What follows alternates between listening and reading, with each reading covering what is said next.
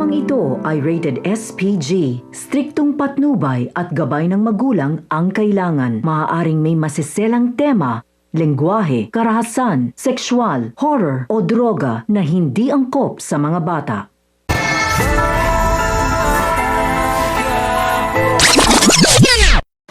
Matapos ang pag-uusap nila Angkong at Don Julio ay muling kinausap ni Don Julio ang mga magulang ni Mokang. Sinabi nga ni Don Julio na masyado umanong mga pasaway ang mga ito at muntikan na siyang mapahiya sa kanyang mga bisita. Humingi naman ng pasensya ang mag-asawang Marsing at Nita. Ayon naman kay Don Julio na siguraduhin nilang hindi na mauulit ang mga ginawa nito.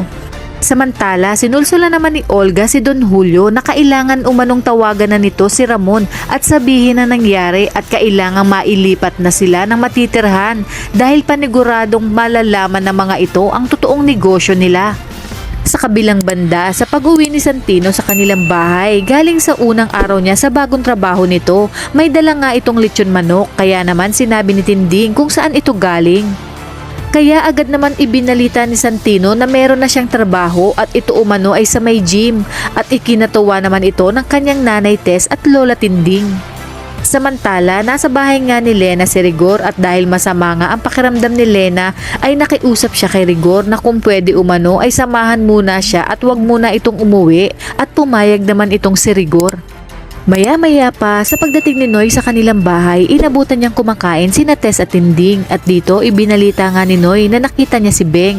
At pusturang-pustura umano at hindi umano siya nagkakamali sa kanyang nakita na si Beng ito, ngunit pinagtabuyan umano siya at pinagkaila na kilala siya nito at may mga kasama pang bodyguard ayon pa sa kwento ni Noy.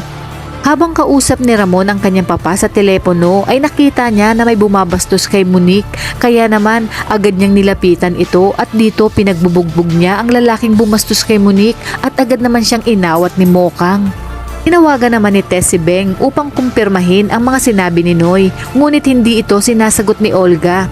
Sinabi ni Olga sa kanyang tauhan na kailangan umanong magawan nila ng paraan si Noy bago pa nila mabuking ang totoong pagkatao niya. Ang mga dapat nating abangan ngayong Biyernes, napuruhan na nga ang mga kaibigan ni Tanggol dahil sa riot na ginawa ng mga inutusan ni Bong. Ngunit hindi nga makapasok si Tanggol sa kanilang selda dahil nakalak ito. Kaya naman galit na galit si Tanggol na isinisigaw na buksan ang gate at nang mabuksan nga nito ang gate ay walang humpay na suntok at tadyak ang ginawa ni Tanggol sa mga taong nanakit sa kanyang mga kaibigan. Kaya naman kapamilya kapit lang dahil marami pa tayong mga eksenang dapat abangan sa pambansang teleserye ng sambayanan ang FPJ's Batang Quiapo.